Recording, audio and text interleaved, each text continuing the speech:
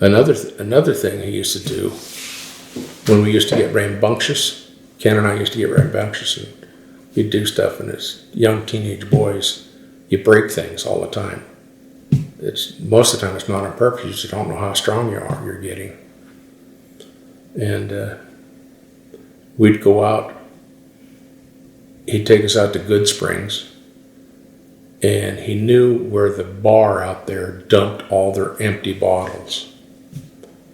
And there was like little mounds of beer bottles and whiskey bottles out in the middle of the desert, and kind of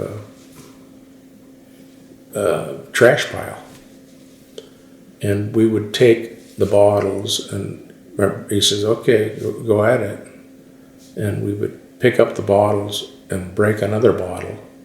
And if that bottle broke other bottles, then that was our bottle. And then when it got broken, the bottle that broke it became our one, until we'd finally have a contest at the end to see whose bottle would break what bottle, which is the strongest bottle. It was never the whiskey bottles, it was always a beer bottle. They seemed to be thicker.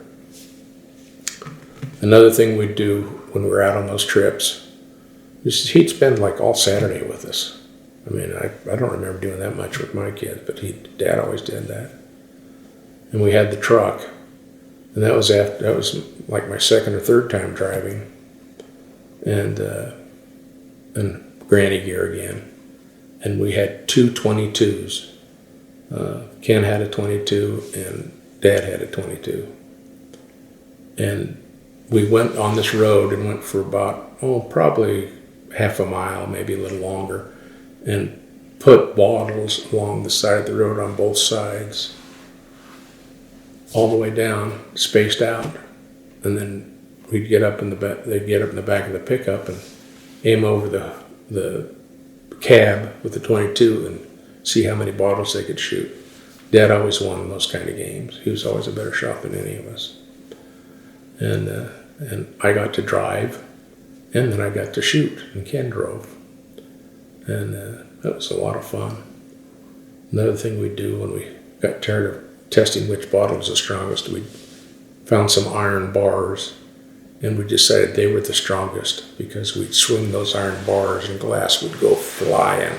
I mean, we would dig a path almost to the ground through the pile of bottles. And you know what?